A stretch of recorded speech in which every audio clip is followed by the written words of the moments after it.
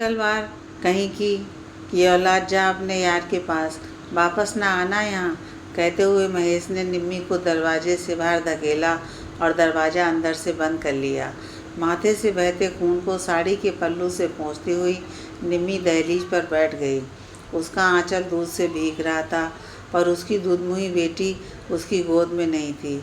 पता नहीं कहाँ बेच आया था उसे महेश। आज इसी बात को लेकर ज़बरदस्त झगड़ा हुआ था दोनों में।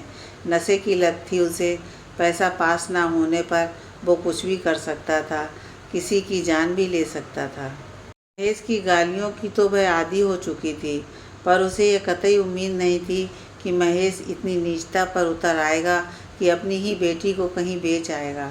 जरा भी मोह नहीं आया उसे अपनी 1 माह की बच्ची पर।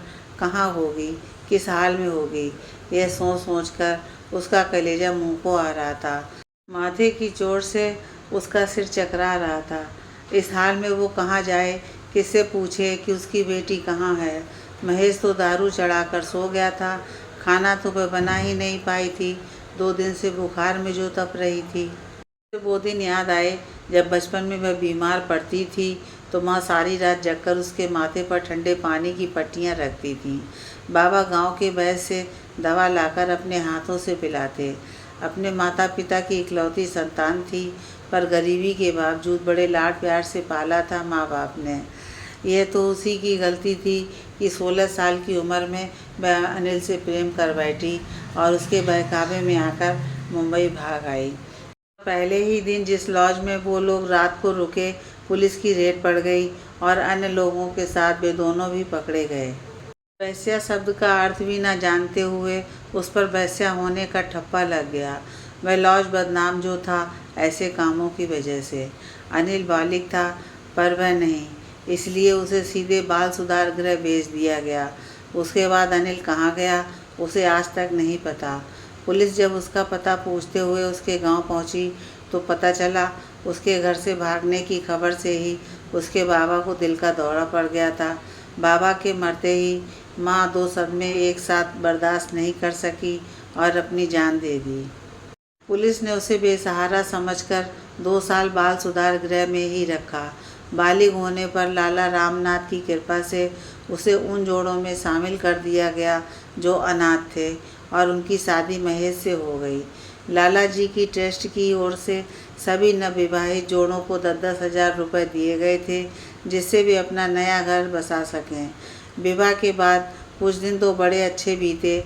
महेश के हाथ में अचानक 10,000 रुपये आ जाने से वह बड़ा खुश था। अपनी किराए की खोली में उसने निम्मी को बहुत खुश रखा। एक आदत थी जो निम्मी को नापसंद थी और वो थी शराब पीने की।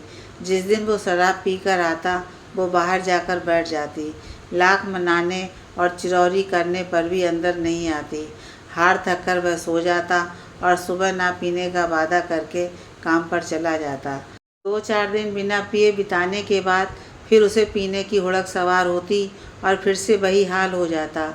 इसलिए निम्मी को घर की दहलीज पर बैठने की आदत सी हो गई थी, पर जब से नन्ही पैदा हुई थी उसने दहलीज पर बैठना बंद कर दिया था। अब नन्ही ही ना थी तो किसके लिए अंदर जाती। महेश के पास रुपए खत्म हो गए थे, उसे शराब पीने के लिए पैसे चाहिए थे, तो वह नन्ही को ही बेच आया। तभी एक मरियल से बच्चे को लिए एक भिखारिन वहाँ आ पहुँची और कुछ मांगने लगी। निम्मी के पास उसके आंचल के दूध के सिवाय और क्या था देने के लिए, पर उसे याद आया कल अपनी साड़ी के पल्लों में कुछ रुपए बांध लिए थे। उसने पल्लू की गांठ खोलकर 1 रुपया उसे देकर गांठ बांध ली। भिखारिन ने पास की दुकान से चने खरीदे और वहीं बैठकर खाने लगी। जाते समय चने की पुड़िया वहीं फेंक दी। निम्मी की नज़र उस पर पड़ी। कल के अखबार का कोना था, एक इश्तिहार पर नज़र पड़ी। किसी सेठ के यहाँ आया कि नौकरी की जगह खाली थी। फौरन निम्मी के मन में एक विचार कौंध गया, क्यों ना वह इस नौकरी को पाने की कोशिश करे, कम से कम एक ठिकाना तो मिलेगा। रोज़ रोज़ महेश की मार और गालियों से तो मिलेगा छुटकारा। निम्मी ने वह कागज़ उठाया और चल दी बस स्टॉप की ओर। लिखे पते पर लोगों से पूछने पर सही बस मिल गई। किस्मत से सेठ की हवेली के पास बस रुकी। धड़कते दिल से वह अंदर जाने लगी तो दरबान ने रोका। वह इश्तिहार दिखाया। दरबान ने इंटरकॉम पर अंदर सूचना दी और उसे गेस्ट हाउस का रास्ता दिखा दिया। मन में उठते विचारों के ज्वार को थामती हुई वह सहमती हुई रिसेप्शन के पास सोफे पर बैठ गई। तभी वहाँ के मैनेजर ने उसे ऑफिस में बुलाया। कुछ सवाल किए जिसमें उसे अपने बारे में जानकारी देनी थी। उसने केवल इतना बताया कि वह इस दुनिया में बिल्कुल अकेली है, आगे पीछे कोई नहीं। सच्चाई छिपा गई वह, जिसकी परतों में न जाने कितने घाव बिखर कर खुल जाते। हवेली में शायद ऐसी ही स्त्री की ज़रूरत थी जिसका कोई ना हो, इसलिए उसे फ़ौरन काम पर रख लिया गया।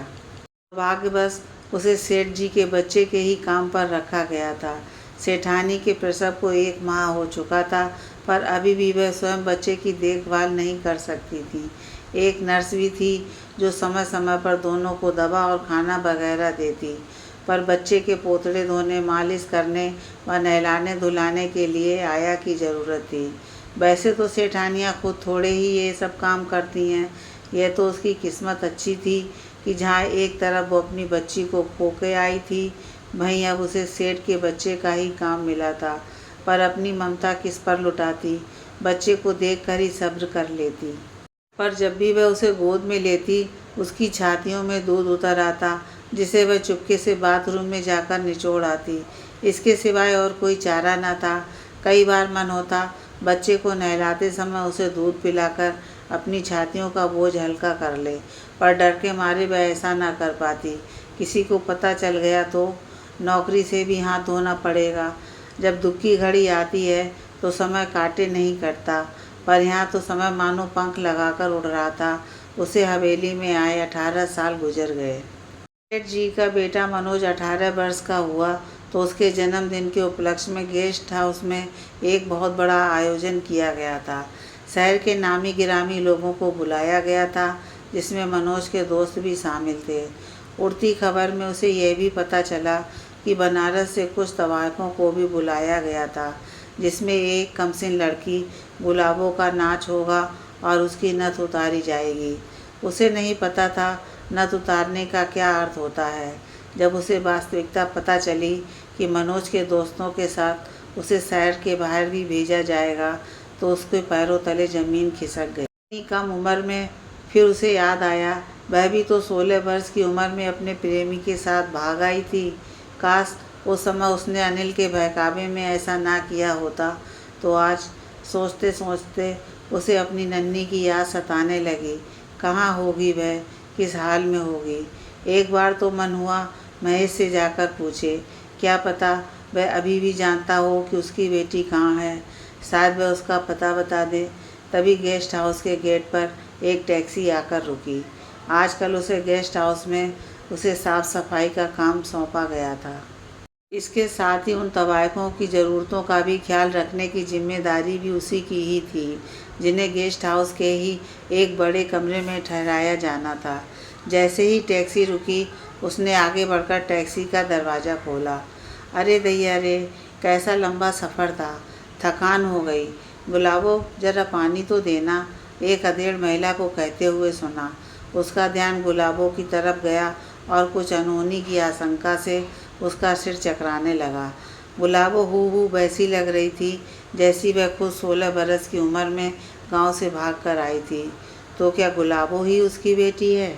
एक ओर उसका सुंदरता से भरा यौवन, रंग रूप, और दूसरी ओर वह भी बिना अर्थ जाने की वेश्याओं की पंक्ति में खड़ी कर दी गई थी। जब होटल में रेड पड़ी थी और आज ये गुलाबो, इसकी नथ उतारी जाएगी। ये कोपल तो अभी फूटी ही है, कली खिलने को है कि उसका मर्दन कर दिया जाएगा, सिर्फ अय्यासी के लिए। नहीं नहीं, ऐसा ना होने देगी। वह चाहे गुलाबो उसकी बेटी हो या ना हो। अरे किन ख्यालों में डूबी हो मेम साहब, इधर आकर सामान उठाओ। मेम साहब शब्द का संबोधन सुनकर उसके विचारों को झटका लगा। उसने इधर उधर देखा। इधर उधर क्या देखती हो मैडम, मैं तुम्ही से कह रही हूँ। औकात तो देखो इसकी नौकरों की और चोंचले नवाबों के, उस अधेड़ महिला ने उससे कहा।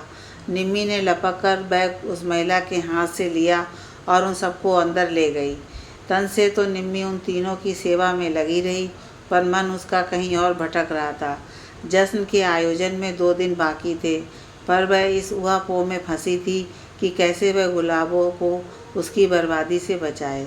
उसका मन हुआ कि पुलिस स्टेशन जाकर सब कुछ सच-सच बता दे, फिर चाहे उसकी नौकरी ही क्यों न चली जाए। सोचते सोचते शाम हो गई और वह सेठानी से 2 घंटे की छुट्टी लेकर सीधे पुलिस स्टेशन गई और वहां बैठे अधिकारियों को सब कुछ बता दिया। पुलिस अधिकारियों ने उसकी बातें ध्यान से सुनी, पर जैसे ही सेठ जी का नाम आया तो सकपका गए। फिर यह कहकर उसे वहां से चले जाने को कहा कि वह नौकरानी है तो अपनी औकात में रहे, बड़े लोगों के व्यक्तिगत मामले में दखल देने की ज़रूरत नहीं है। पर गुलाबो मेरी बेटी है साहब। तुम्हारी बेटी? फिर तो हम तुम्हें ही अंदर कर देंगे। मुझे अंदर कर दीजिए साहब, पर मेरी बेटी को वैसा बनने से बचा लीजिए। अच्छा ये बता कि तुझे कैसे मालूम कि वो तेरी बेटी है? वो तवायब तो बनारस से आई है, तू क्या बनारस की है? एक कांस्टेबल ने कड़क आवाज़ में पूछा। मैं नहीं साहब, पर मुझे पूरा यकीन है कि वह मेरी ही बेटी है। उसकी गर्दन पर लहसुनिया जो है, जो जन्म से ही था। क्या डीएनए के ज़माने में लहसुन प्याज की बातें करती है? नहीं साहब, वो निशान तो जन्म से ही था उसे। यही तो सबूत है कि वह मेरी बेटी है। मैंने बड़े प्यार से उसका नाम नन्ही रखा था। मेरी नन्ही अब बड़ी हो गई है, उसे उन तवायफों के पंजे से छुड़ा लीजिए हुजूर। क्या बेटी बेटी लगा रखा है? बस बहुत हो गया, अब जा अपना काम कर, कांस्टेबल गुर्राया। पुलिस स्टेशन पर सुनवाई न होते देख निम्मी टैक्सी लेकर सीधे राजावाड़ी चाल पहुंची, जहां वह महेश के साथ रहती थी। अपनी बेटी को बचाने के लिए आज वह कुछ भी करने को उतारू थी। इसलिए सेठ जी के यहाँ से चलने से पहले उसने मनोज के खिलौनों वाली अलमारी से एक पिस्तौल खिलौना भी लेकर अपने थैले में डाल ली थी, महेश को डराने के लिए।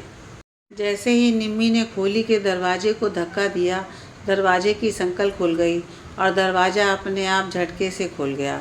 शाम का समय था। उसने महेश को किसी के आलिंगन में देखा। दरवाज़ा खुलने की आवाज़ से दोनों आकृतियां छिटक कर अलग हो गईं। पर यह क्या, दूसरा व्यक्ति तो पुरुष था। तो क्या महेश ने पैसों की खातिर ये सब शुरू कर दिए हैं? मुझे कहता था और खुद बन गया है। वह ऐसा सोच ही रही थी कि वह व्यक्ति 500 का नोट फेंक कर वहाँ से भागा, और ये सब इतनी जल्दी में हुआ कि महेश उसे वहाँ देखकर हक्का बक्का रह गया। पर निम्मी अगले कदम के लिए पूरी तरह तैयार थी।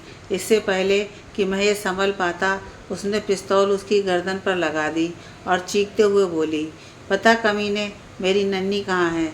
किसे बेचकर आया था तो उसे? आज से 18 साल पहले। महेश की डर के मारे घिकी बन गई।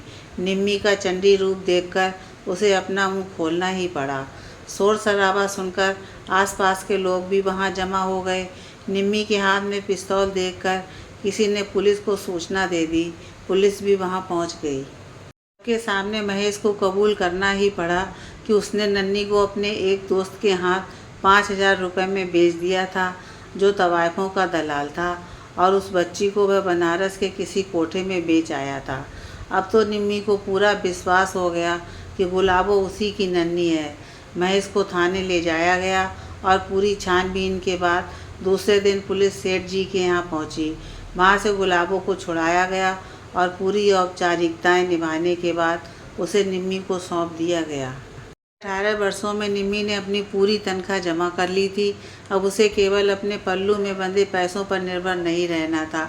अपनी खोई बेटी को दोबारा पाकर उसे दुनिया की सारी नियामतें मिल गई थी। अपनी बेटी को लेकर वह चल पड़ी एक नया नीड़ बसाने, नई मंजिल की ओर।